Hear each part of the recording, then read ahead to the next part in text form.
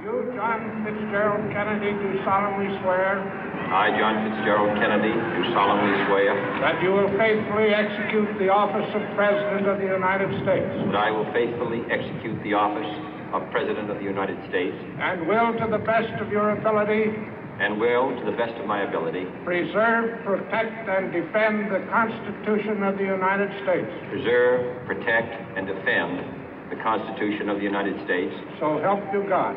So help me God.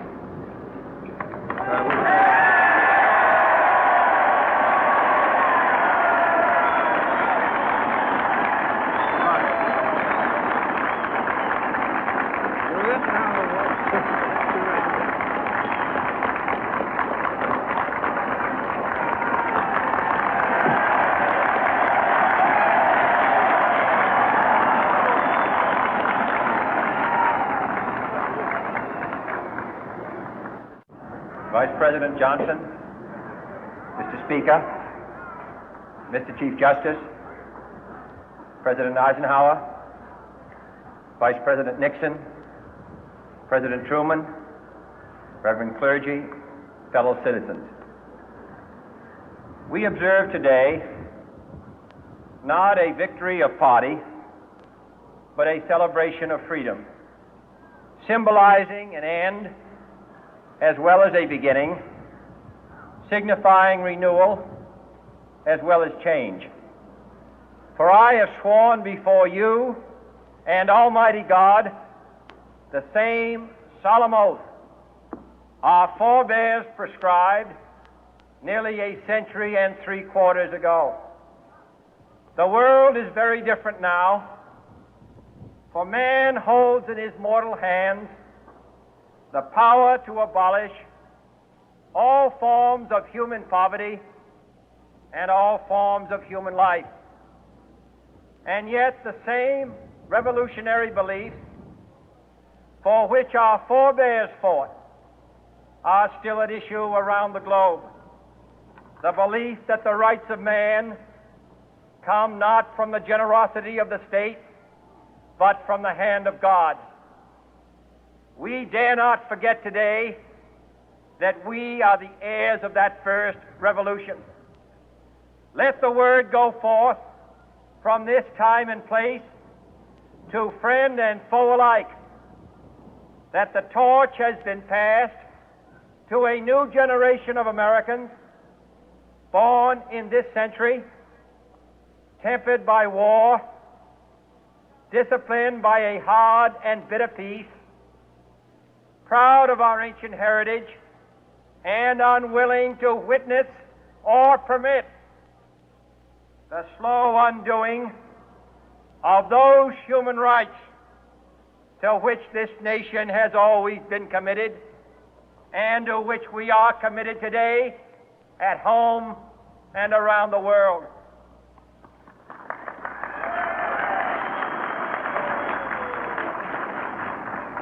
Let every nation know, whether it wishes us well or ill, that we shall pay any price, bear any burden, meet any hardship, support any friend, oppose any foe to assure the survival and the success of liberty.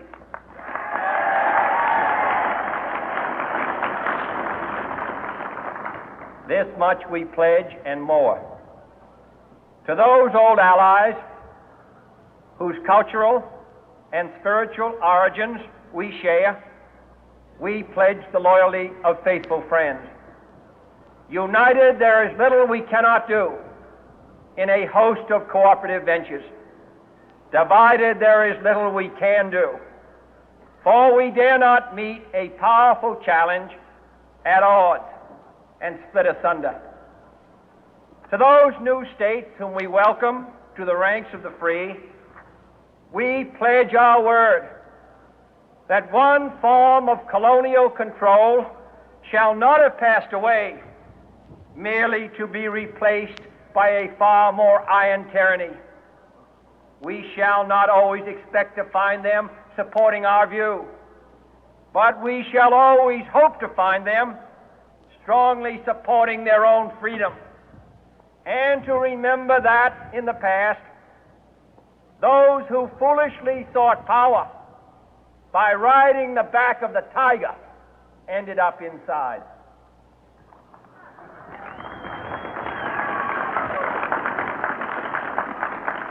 To those people in the huts and villages of half the globe struggling to break the bonds of mass misery, we pledge our best efforts to help them help themselves for whatever period is required, not because the communists may be doing it, not because we seek their votes, but because it is right.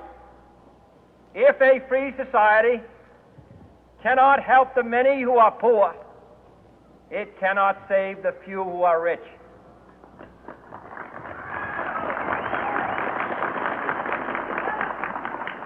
To our sister republics south of our border, we offer a special pledge to convert our good words into good deeds, in a new alliance for progress, to assist free men and free governments in casting off the chains of poverty.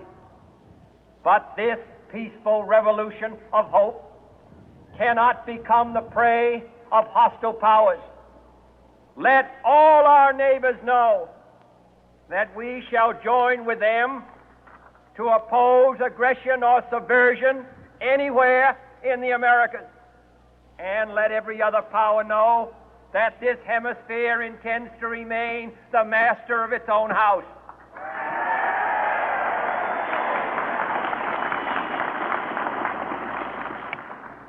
To that World Assembly of Sovereign States, the United Nations, our last best hope, in an age where the instruments of war have far outpaced the instruments of peace, we renew our pledge of support to prevent it from becoming merely a forum for invective, to strengthen its shield of the new and the weak, and to enlarge the area in which its writ may run.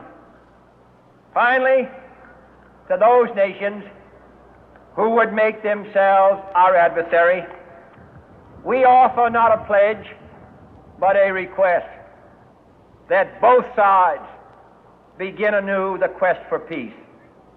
Before the dark powers of destruction, unleashed by science, engulf all humanity in planned or accidental self-destruction, we dare not tempt them with weakness, for only when our arms are sufficient beyond doubt can we be certain beyond doubt that they will never be employed.